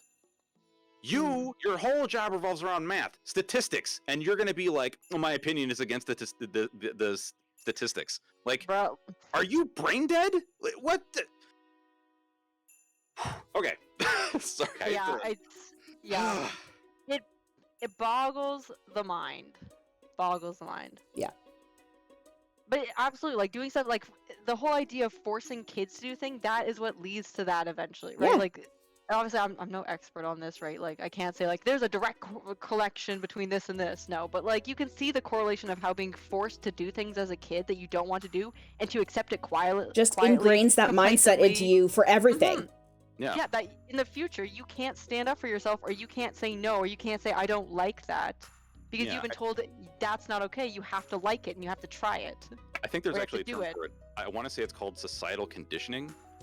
Yeah, it sounds like right. That, where it's these things that are kind of ingrained in a group of people, a society, that they're kind of pervasive, that they just kind of, for lack of a better term, they infect your thought process, Yeah, and then it just becomes it just becomes part of how you think. Yeah. A great example is actually the United States, and I think possibly Canada as well. You guys can correct me if I'm wrong. The whole drugs are bad, okay? Oh yeah. Yeah. The DARE program. Oh yeah. The Canadian DARE program. Oh, we all have T-shirts from that. Oh boy. Jeez. Man. Learned helplessness. That's what it is. Yeah. Thank you, Spain. And like Desi said, being forced to eat everything on your plate. So what my mom would do, and this is absolutely child abuse, and I can laugh about it now, but it's still not funny. When we didn't eat what was on our plate, or we said we didn't like it, my mom would drag us to the bathroom and wash our mouths out with soap, a bar of soap. She'd rub it into our teeth, into our tongues. It was awful. Yeah, that's disgusting. Jesus, dude, that's. No, we had to finish all the food on our plates, and now I'm super overweight and have a terrible relationship with food. Yay! Yeah. Yeah. Oh yeah, like Vander just said, oh, bless you thing, not yeah. Picky. Yeah. Oh. I think we should do this. And then I think that this is where we should leave off. I think this is good. And then I like that. this, and that's it. Okay. Yeah, I'm 100% with you because I think we touched on some of this other stuff in other ways already. Oh, for sure. Absolutely, yeah. Yeah. I mean, all these topics are so like interconnected anyway. They all lead into each other because they Yep. all stem for a lot of similar like issues in the first place. Yay, built-in segues. Yay! Yay. But yeah, the idea of always giving 120% in everything that you do is it's really, really bad, and It's so damaging in so many ways. yeah, I am thankful that ever since I left the most abusive workplace I've ever worked at, I have not heard the phrase "give 110%." I hate that phrase. Yeah, because it is disgusting. It is Oh, yeah. literally like, and I feel, at least in the United States, it definitely stems from a capitalist environment of, you know, you are the wage slave and you must give everything to the all great and all seeing company. Yeah. I could be wrong about the roots of it, but at least in my mind, that is the root of the issue. Well, Yeah. It's to make you feel like you need to be as productive as possible for as little pay as possible. For a company that instilling doesn't this give a shit idea- about you, who Yeah. could replace you like that. Absolutely. And we push the same mentality onto kids, going back to education. Mhm. Of the idea like, you need to give 110% to get an A in my class, or even the idea of like, I don't give out A's, I only give out B's, and if you want an A, you're gonna have to try really, really, really, really, really hard. Yeah, like, It's just like, forcing what? forcing people to go above and beyond. Like, it's so damaging, the whole concept of if you're gonna do something, do it perfectly. Yeah. Nope, I hate it. Nope. I'm like the absolute opposite. I'm like, and I can't remember where I saw it. But if something is worth doing, it's worth doing shittily because at least it means that you're trying to do it. Like, you're too depressed to get up and brush your teeth and shower and whatever. If you manage to change your clothes and like brush like half of your teeth, that's better than not doing anything. Yep. Yeah, But- last year I had a situation like that with work, where they were asking me like, "Oh, well, why aren't these things done already?" And like, we had just experienced a humongous data breach, like literally the entire company shut down for months, and we had just barely gotten some functionality back, and I was incredibly sick. Like, basically, like you can't really leave your room because, like, you know, so dizzy and just feeling awful. Thankfully, not COVID. So, you know, I still have, you know, taste and all that stuff. But anyway, and my boss was like, "Well, why aren't you like doing stuff?" And I was like, "Because I'm just gonna have to go back and redo it again. Like, I'm so sick and delirious with fever, I can't actually function. You know, like, and it was infuriating. 'Cause it's like I'm having this shouting match with my boss while I'm incredibly sick and like, you know, just it's. Well, and the whole idea of like going to work when you're sick. Absolutely. That is so bad. Don't do that. This starts in school. This starts in school with the perfect attendance award. Oh. That's where it starts, because they encourage you that if you come to school every single day of the year, regardless of what your absences were for, and we record whether you were absent for being sick or a death in the family or whatever, we write that down. Doesn't matter. If you weren't there, you do not get perfect attendance. You don't get the award. It's drilled into your head from kindergarten. Yeah, who came up with that? Get that shit out of Some here. shit lord, man. I tell you. For real, like, I feel like all this stuff was. I actually talked about this with my wife the other day. Like, the idea of what is the actual goal of something? Because like I feel like all these things were done just thinking like, oh, you know, then people will just come to school. It's like, okay, but you have to look at the repercussions of this and actually look at what your goal is. If your goal is to actually want kids to like coming to school, that ain't it, brother. Like, that's not the way to do it. The goal is learning, right? Like that's the goal.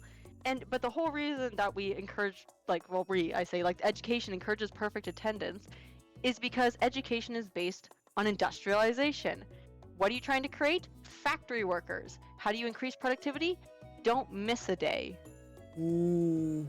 That's where it comes from. It's fully based on industrialization and capitalism, because that's when schools started. They started during the Industrial Revolution to make factory workers.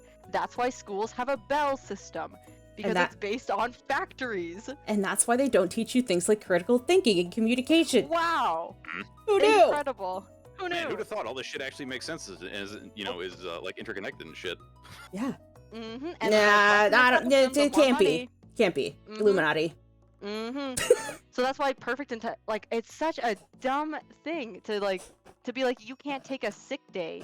Even if you're sick and you're not going to be productive and you're going to get other people sick, you still have to be there. Like, that's ridiculous. It's a That makes ridiculous no idea. sense. Yeah. And it damages everything in the company. Like it's very much like short-term quote unquote gains for a long-term loss or Because hindrance. who knows how many people you've made sick and then they're not productive. And then just that alone. Yep. And for what purpose? To put more money into the pockets of someone else? That's if you're working for like a corporate entity. Yeah. Like, but yeah, like, you're just benefiting capitalism. It's not like you make more money. And most of us, like, we have sick days. Yeah. And people still don't take their sick days. So Well, yeah, I know in the U.S. you will get penalized for taking them sometimes because they're That's so unpaid sick days most of the time. if it's If you're not unpaid, salaried. then like, who fucking cares? Huh? Like- Well, that's the thing is that in the USA it's really hard to get because a lot of people that have unpaid sick days are like they basically live paycheck to paycheck, and so they can't miss out on that money, or like they literally can't make rent or groceries or something along those lines. Not everybody, I obviously, but just love some folks. America. Yeah, it's so fucking just. So Ooh. so before I started so streaming gross. and doing art and stuff, I worked at a mental health hospital, right? And it wasn't ever said outright, but basically it was like, if you called in to say that you needed a mental health day, you'd be laughed out of the room. At a mental health hospital. It's unreal. Yeah. Oh yeah, naffy. Oh, that's another good point. Is in some jobs you'll be like, I have the flu, and then your boss will say, well, get a doctor's note, and it's like, you want me to go to an appointment with a doctor that I have to pay for to give you a note? Well, and not even that. You're also then just like spreading it, having the chance to spread it to all the people in the doctor's office. Well, Yeah, the doctors don't want to see you. They're like, get out of here. And especially when you're talking to an adult, it's especially insane because it's like you are working with an adult, a responsible person. Otherwise, why the fuck did you hire them? Like, they're not gonna lie to you and be like, I'm sick. Like, Like, seriously, it's yeah, exactly, Vandris. And like, or they make it so difficult that they encourage, like, it's also part of, I think, a little bit more of like a gaslighting technique, just to make you not take sick days, because they make it so difficult to take them. Yep. That you're like, 100%. it's not worth the trouble of doing it. I might as well just go in. Yeah, 100%, And you're dude. like, that's awful. Yeah, like it technique just now. Go ahead. like just beats you down. That's what our society is doing. It beats you into submission, into not complaining about anything, so that they can just suck the life out of us. Absolutely. It's a boring dystopia. Yes, Ghoulie. It is. Yep. No, my technique now is to say I have personal matters I need to attend to. So I just fuck off. That's my mental health day. It's like, No, really, at least- it's none of your goddamn business. Yeah, and then if they ask, well, what matters? I can be like, personal matters. You're not allowed to ask. It's illegal. Yeah. Yeah.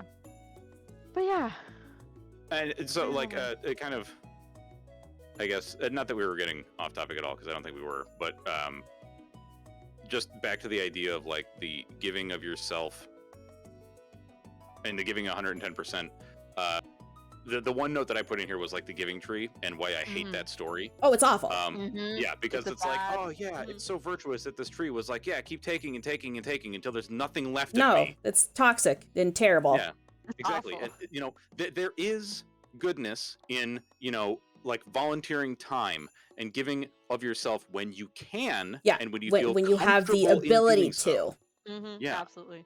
You know, but if somebody's like, God, when I was in college, this dude, this is one of the weirdest stories from when I was in college. I had parked on the street because I was going to community college, and this dude walks up to me with like this enormous Dunkin' Donuts coffee, and he's like, bro, can I borrow $20? Like, I need money to get my prescription. And I look down at the coffee and I'm like, dude, Like, you spent money on the coffee, but you don't have money for medication, and you're coming to ask a college student? I have no money, dude. I'm the last person you should ask. Oh my lord. Like, I Yeah. cannot help you. Yeah, and sometimes you like this is a skill that it's very difficult to at least for me, it was very difficult to start kind of getting into doing this, and that is the ability to just say no. I won't do that, or no, I can't, or just like thinking about Well, like people and asking you to do something and you saying no, just I don't have no. the time. Just no. Yeah. You don't have to justify yourself. You don't have to explain yourself. No. Just no. No, and walk Actually, away. Negative Nancy. Play Negative Nancy, chat. Yep. Negative Nancy. Do it. That is a far better way to look at it. I know for me, for my own like brain comfort, because my brain is broken, is like I have to justify it to myself in the afterthoughts. But yeah, for real, like if you can't do something, just like Jesse and Leah said, just say no. Isn't that And the game it. you played, Noter? Just say no. There is a game called Just Say No, and I was just gonna say, play that fucking game. Yeah, There's and two games. There's Negative Nancy and is one too. Yeah, it just came out Oh, okay. recently. Just say no. It was a really fun. It's a really They're funny. both really funny. But yeah, like Jess said, you don't have to justify it. They can be just that you don't want to do it, and that's fine. It's okay. You can just say no. And if the other person says why, you say, "I don't owe you an explanation." Yeah. No. Toasty. Oh. Oh man. I think the final thing that we wanted to touch on was just that the idea of like how damaging some of the like stories we tell kids are, and like the morals of them. And this is actually the whole reason I wanted to talk about this topic in the first place. Was I don't remember why I was thinking about it, but I was thinking about the song Rudolph the Red-Nosed Reindeer. Okay, and if you think about it and follow through with the lyrics, so he's picked on because he's different, right? And only after someone else recognizes that he has something that he can contribute to other people, that he's worth anything. And then all the other reindeer suddenly like him because he's helpful to other people. You have inherent self-worth. You, as you are right now, you have worth. Yeah, and your worth is not defined by your actions, or what you do, or how much you do, or how much you give of yourself to others. How much you do for other people. You are, all your worth is just there. It's yours. Even though you probably don't believe it because we've been conditioned not to. But you don't have to earn it. You don't have to eat all the food on your plate. You don't have to wear the clothes that other people want you to wear. You don't have to try everything and like everything and be super positive all the time. Yeah. You can just be you. Poor Not the self-esteem poor gang. self-esteem Oh gang. no. I believe in all of you. Raise your self-esteem. It's not an easy thing. Self-esteem. Yeah. I for sure I get that, but it took me a really long time to have better self-esteem, and it's really, really hard. Yeah. But it takes work and effort. It does. But you're still worthwhile, even if you have poor self-esteem. Well, and that's what I tell people when I suggest things like, I think almost everybody could go to therapy at least once and like learn like what some of their like negative thought patterns are, or whatever, because people are trained to detect those things, and they're like, oh, but it's so expensive. It's like, it's your health. Would you walk around with a broken foot for years? No, you'd go and get it fixed. Your brain is just as important. Yep. Absolutely. But and it's crazy to me how hard it still is. Like in Canada, we have free healthcare, right? And if you get But not mental health care. If you get referred, you can. But if you seek it out yourself, yeah, you gotta pay for that. Yeah. And that sucks. Yeah. It should be part of your health. Yeah. It is part of your health. And it's so hard to be referred. Like, I have a friend who he would like to see a psychologist, and so he went to the doctors. He wants a referral, And he was like, well, actually, I have to refer you to a therapist first who will assess you first, and then they decide if you need to see a psychologist. Oh. And I'm like, So- like, I'm sure, like, people are aware enough of their own mental well-being to know if they need help, additional help, Yeah. right? And it should be something that we have access to. hmm But this might be another topic. Oh, for sure.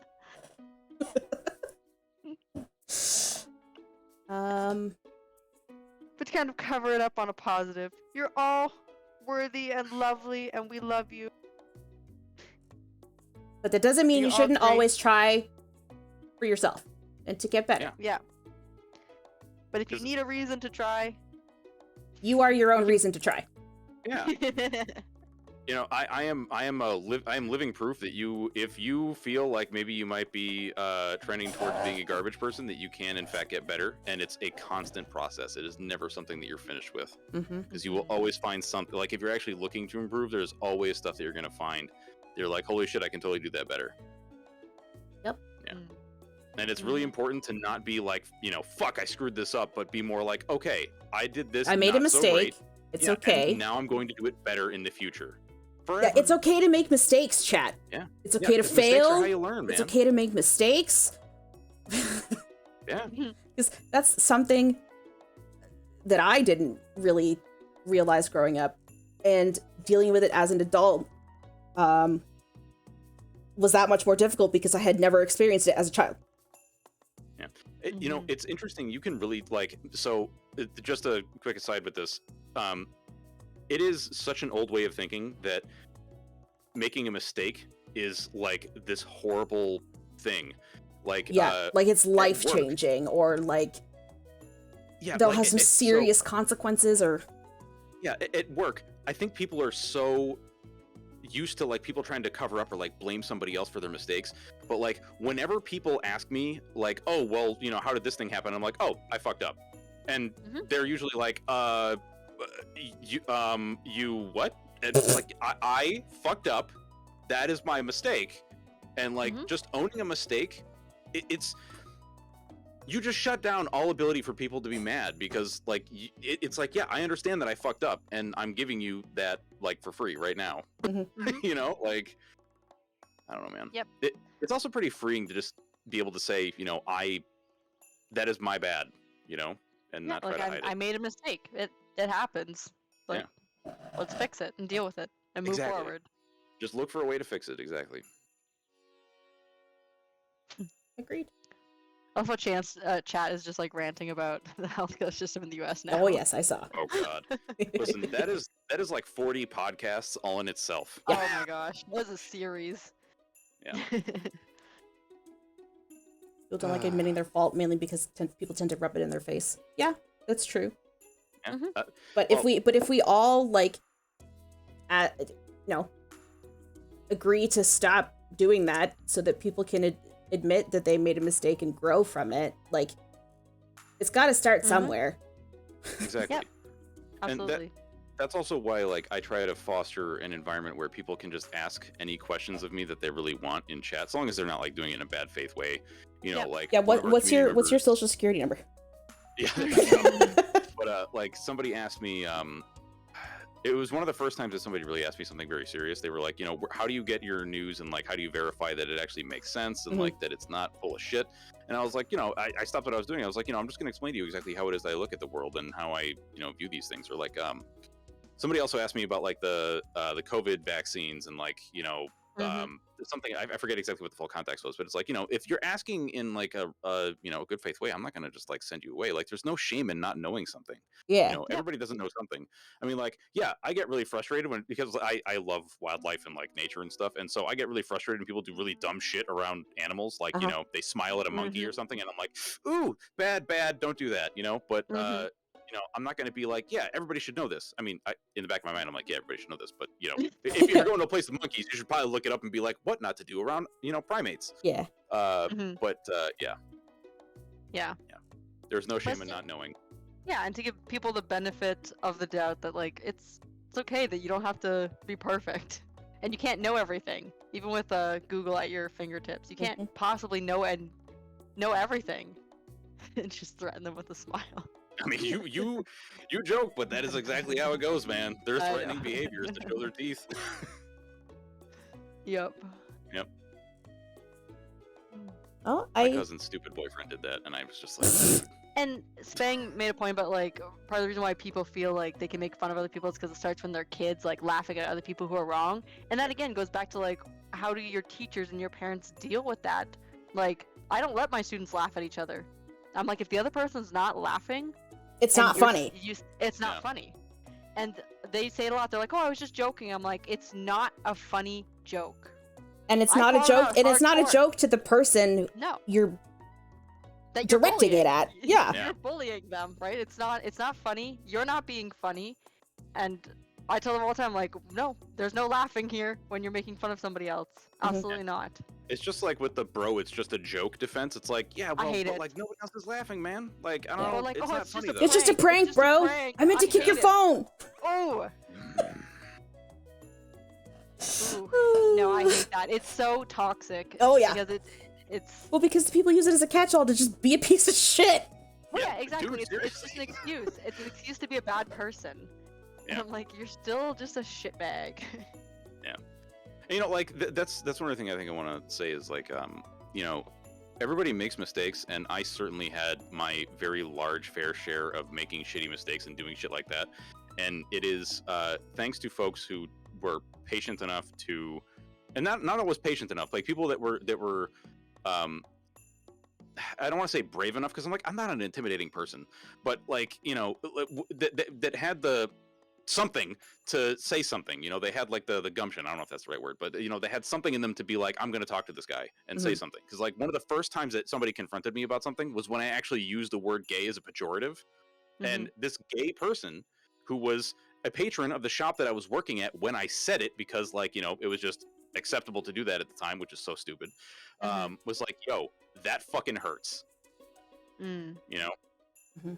But and the only reason I want to say is like, you know, people fuck up, and when they can for real like apologize and realize what they've done is hurt someone, that's when I guess the healing process can kind of start, and like you can really kind of start not fixing someone's brain, but like, you know, fixing that their perspective on the world is like when you can really start talking to someone for real.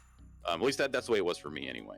But also as somebody who is like a part of a lot of those marginalized groups, it's also not your responsibility if you don't want to take that on.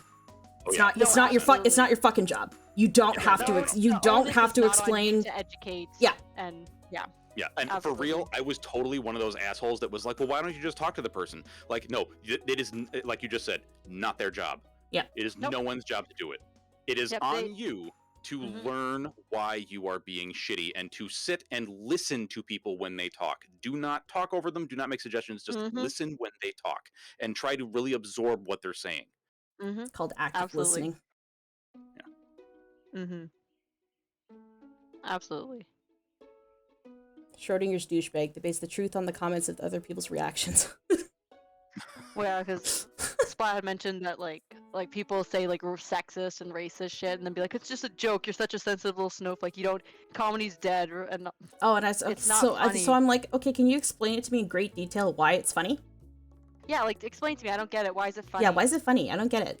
Or I've seen stuff of like people like flipping it and like saying it back to them, but switching either like The gender or the being whatever. said stuff. Yep. And being like, wow, guess it's not actually funny. Mm-hmm. Yep. Mhm. I think this was a good first go at it. Yeah. Yeah. What do you think, Chad? Yeah, chat. What do you think? Should we do this again? Yeah. Tell us. We'd love a little feedback. You like this? Yes. Oh, no. They're counting by grumbles. God damn it. Yeah. This is great. I did Yes. see that Yeah. too. Yes. Yeah, More, Mick please. Bro Guy. It's 2.5 Canadians because these two wonderful ladies are both actual Canadians, and I am just my mom is Canadian, so I'm like half Canadian, which is why I'm also very wee. So I'll show you. Look, see, I'm very wee in the picture. My back hurts. You hate Yeah, let's do it. podcasts? Okay. This is great. That's because Sick. this is like an interactive podcast. Yeah, very much so. Yeah, podcasts, you just have to listen to them. You can't actually talk to the people. You know, truth be told, when you first mentioned like how you kind of wanted chat to be involved, I was like, at first I was reticent because I was like, I don't know, man. But I think it's because I've seen other chats that were very like people that don't really Get it? cultivate a community of nice people. They're just like, I'll take anybody, you know? Yeah. Yeah, no. And, I get what you mean. Yeah, I think that it works because we have people that are open and understanding and wonderful in our For sure. communities. Yeah. Blue Crayon, so this was kind of like the gentle lead-in. Mhm. Trust me, we're We- gonna get yeah, into some we- pretty heavy shit. Don't you worry. Yeah. I've got We definitely wanted to lead in with a little bit of a softer lead in before we kind of like bash your guys' brains. in, you know? here are some of the topics that I have. Okay, so I've got sexuality, death, mental health and disability, toxic familiar relationships, why your words matter, Mhm. and Parasocial, sexism, and parasocial relationships. Yeah. Mhm. What? Okay, I don't know all the words, so can you describe what just like a quick, what is a parasocial relationship? So I'm like the curious. relationship between like a streamer and their chat. Oh, And the idea of like, or like someone who is like a YouTuber and the people who watch them feel like, oh, I know this guy and he knows me. We're friends. Well, even Oh. parasocial, even going to like people and like celebrities, like Yeah. actors and stuff, is parasocial. Yeah. It's really just fans and whoever they're fanning over. okay, I got you. Yeah. Yeah, I don't always know like the real terminology for stuff. Crayon. Blue, There's a lot I of would it. definitely say we're friends, man. 100%. Mhm. Normally, parasocial is where you can't be fully interactive with the person. Interacted Gotcha. with, but yeah, Mhm. this just This means just- you're a fan. Oh my God. Yeah. Yeah. That's how we tell who's a real fan. Yeah. Like Oh if my people got God. really invested in Keanu Reeves' life, yeah, pretty much. I almost feel like because we said that, that's how you tell a real fan is, I almost feel like we should get into fallacies at some point just for like, they're no true Scotsman and all that stuff. But I feel like people can look that shit up on their own. Yeah. That just like touching on it once or twice might be okay. But that's also something we need to discuss later. So Mhm. But don't worry, we got some spicier stuff coming down the road. yeah. That was the whole point of this, that we wanted to. This is the pilot, you guys. Yeah. Yeah. This This is is the the pilot. test case. Yeah. But we do have more stuff that we'll get into that's deeper and harder to Yeah. talk about. But because the whole reason I wanted to do this in the first place was because I had a little talk on my stream by accident about like sexual health and stuff like that, and people were like, I wish people talked more about this stuff. So I was like, because people are right. Like normally, like you'd said, Noter, a Twitch chat is not normally the forum to have conversations like these. Yeah. Mhm. But I wanted to make it so that we could, because I know at least like my chat, and my mods would be able to, moderate themselves. Mhm. And So, I'm sorry, go ahead. oh no, it's okay. Go ahead. Going forward, just in terms of like how often we're going to do this, do we want to try to do this like once a month? Or do you want to discuss that off camera?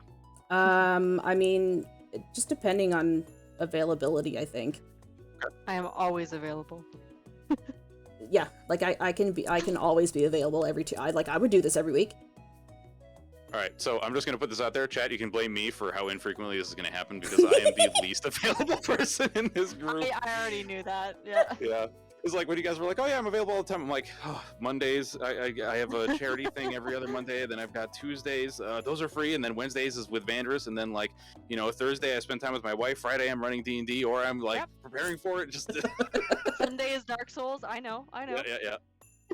Oh, that pod ended though. We're not doing Dark Souls during the day on Monday or on Sundays anymore. Oh no. It's okay though. Like it was great because now they're both like super huge Dark Souls fans, and they both have been in a private chat with me where they're just like, "Oh my god, this thing and this thing and this thing." Oh, dude, it just That's it good. melted, That's good. man. I'm so happy. It's the Wee Vandy Wednesday. Yes, Wee Vandy Wednesday. that's the name of it now. The Wee Vandy Wednesday. I love that. Oh. Yeah, once a week maybe is asking for burnout. I'd be good with like every 2 weeks, 3 weeks, or whatever. Sure. I'd be down for every 2 weeks for like a month or something like that. Yeah, we can try it out. Yeah. For sure. All right. Yeah, well, thank you everybody for coming. Yeah, Thank thank you guys so much. Noter. yeah. Thank you This guys. is a lot This of is fun. great. I also Yeah, thank you. Oh, go ahead, Noter.